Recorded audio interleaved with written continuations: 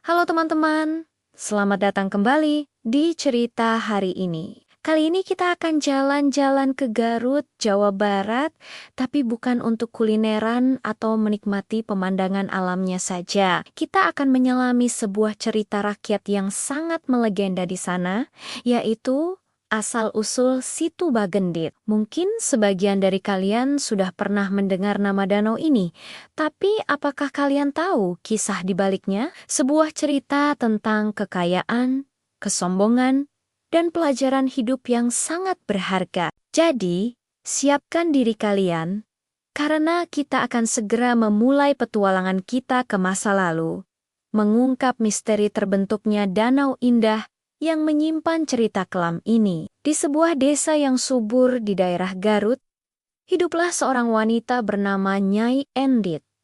Sebenarnya, Nyai Endit bukanlah penduduk asli desa itu. Ia adalah seorang pendatang yang mewarisi kekayaan luar biasa dari suaminya yang telah meninggal dunia. Harta warisannya begitu melimpah, sawah ladangnya terhampar luas, dan rumahnya adalah yang paling megah di seluruh desa. Orang-orang pun memanggilnya Nyai Bagendit, yang artinya orang kaya di masa itu. Kekayaannya seharusnya bisa membawa berkah bagi banyak orang. Namun sayangnya, sifat Nyai Bagendit jauh dari kata dermawan. Nyai Bagendit dikenal sebagai sosok yang sangat kikir dan sombong. Ia tidak pernah mau membantu sesama, bahkan kepada tetangganya yang sedang kelaparan sekalipun. Setiap hari, pekerjaannya hanyalah menghitung uang dan emas permata miliknya. Ia sangat takut hartanya akan berkurang jika ia berikan kepada orang lain. Suatu ketika, ada seorang petani yang hasil panennya gagal total. Dengan terpaksa, ia datang ke rumah Nyai Bagendit untuk meminjam sedikit beras demi menyambung hidup keluarganya. Petani itu memohon dengan sangat, berjanji akan mengembalikannya saat panen berikutnya tiba.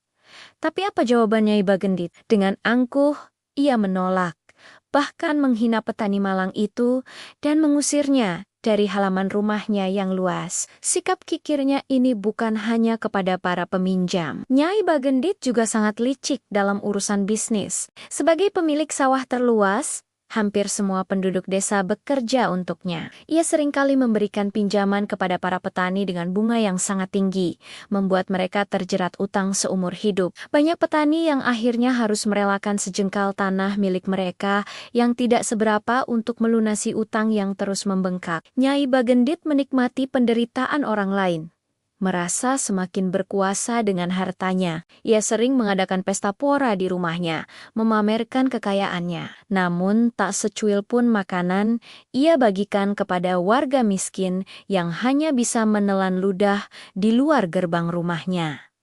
Penduduk desa hanya bisa pasrah dan berdoa. Mereka sudah sering menasihati Nyai Bagendit agar mengubah sifat buruknya, namun semua itu sia-sia. Nasihat dianggap angin lalu, dan orang yang menasihatinya justru akan dicaci maki. Nyai Bagendit merasa dirinya adalah yang paling hebat dan tidak membutuhkan siapapun. Kekayaan telah membutakan mata hatinya, membuatnya lupa bahwa semua yang ia miliki hanyalah titipan dari Yang Maha Kuasa.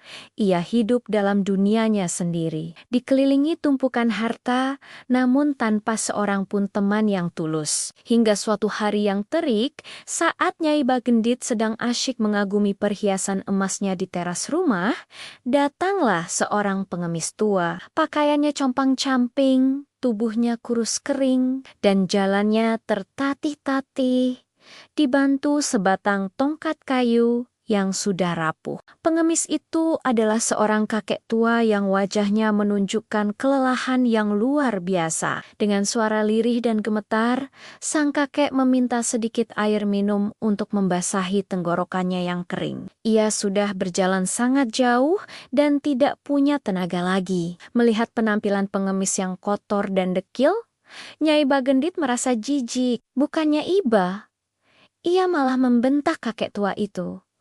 "Pergi kau dari sini, orang tua bau tanah. Jangan mengotori rumahku yang megah ini.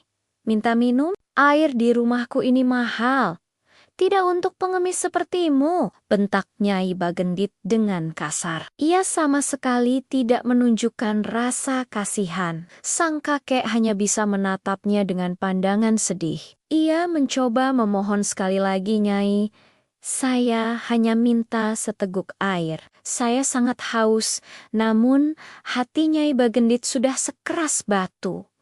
Apa kau tidak dengar? Pergi, atau aku akan menyuruh penjagaku untuk menyeretmu, ancamnya lagi. Karena terus diusir dengan kasar, sang kakek tua itu pun akhirnya perlahan bangkit berdiri. Sebelum ia melangkah pergi, ia menatap Nyai Bagendit dengan tatapan yang tajam dan penuh makna. Sambil menancapkan tongkat kayunya ke tanah di depan halaman rumah Nyai Bagendit, ia berkata, "Wahai Nyai Bagendit yang sombong, kau begitu mengagungkan hartamu dan merendahkan sesama. Ingatlah, kekayaanmu itu tidak akan bisa menolongmu dari kuasa Tuhan."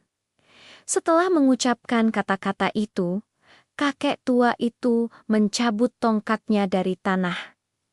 Ajaib, dari lubang bekas tancapan tongkat itu menyemburlah air yang sangat deras. Awalnya hanya kecil, namun lama-kelamaan semburan air itu semakin besar dan kuat. Nyai Bagendit yang melihat kejadian aneh itu terkejut bukan main.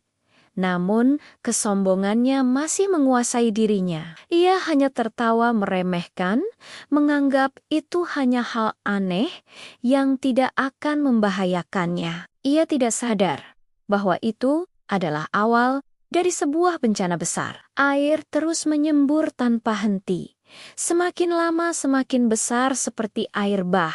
Halaman rumah Nyai Bagendit mulai tergenang. Para penduduk desa yang melihat kejadian itu langsung panik. Mereka berlarian menyelamatkan diri, mencari tempat yang lebih tinggi. Mereka saling membantu, menggendong anak-anak dan orang tua, berusaha lari dari amukan air yang mulai menenggelamkan desa mereka.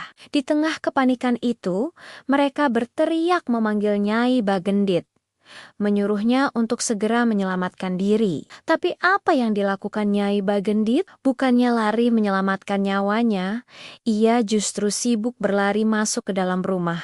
Ia tidak rela meninggalkan harta bendanya. Dengan kalap, ia memasukkan semua emas, perhiasan, dan uangnya ke dalam peti besar. Ia berusaha menyeret peti itu keluar rumah, berharap bisa menyelamatkan hartanya yang paling ia cintai. Air sudah semakin tinggi, sudah mencapai lututnya, namun ia tetap tidak mau melepaskan peti hartanya. Ia berteriak, "Hartaku, hartaku jangan sampai tenggelam. Ini semua milikku." Air bah datang semakin cepat dan arusnya semakin deras. Nyai Bagendit yang sibuk dengan hartanya tidak menyadari bahwa air sudah setinggi lehernya. Ia terus memegangi peti hartanya dengan sekuat tenaga, namun beban peti yang berat dan arus air yang kuat akhirnya menariknya ke dasar. Ia tenggelam bersama seluruh kekayaan yang selama ini ia puja-puja. Ia tidak bisa diselamatkan. Seluruh desa pun akhirnya lenyap di telan air.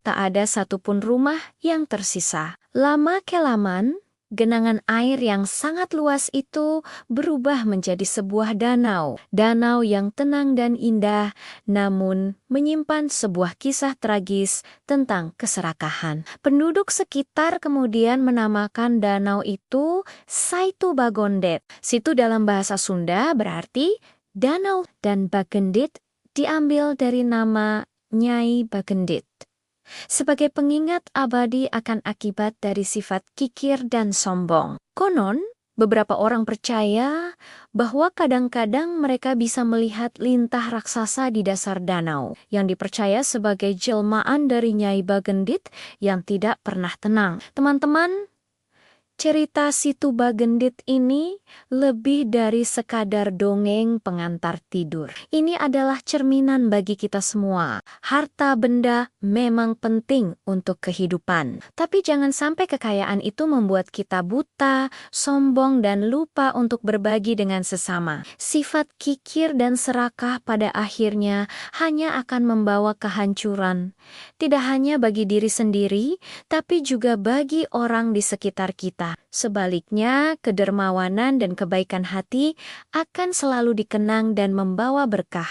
Pelajaran dari Nyai Bagendit ini akan selalu relevan sepanjang masa. Nah, itulah tadi legenda asal-usul Si Tuba Gendit dari Garut. Sebuah kisah yang mengajarkan kita tentang pentingnya berbagi dan bahaya dari keserakahan. Semoga cerita ini bisa menjadi pengingat dan inspirasi bagi kita semua untuk menjadi pribadi yang lebih baik. Terima kasih sudah menyimak cerita ini sampai akhir. Jangan lupa untuk like, komen, dan subscribe channel ini agar kalian tidak ketinggalan cerita-cerita menarik lainnya dari seluruh penjuru Nusantara. Sampai jumpa di video selanjutnya.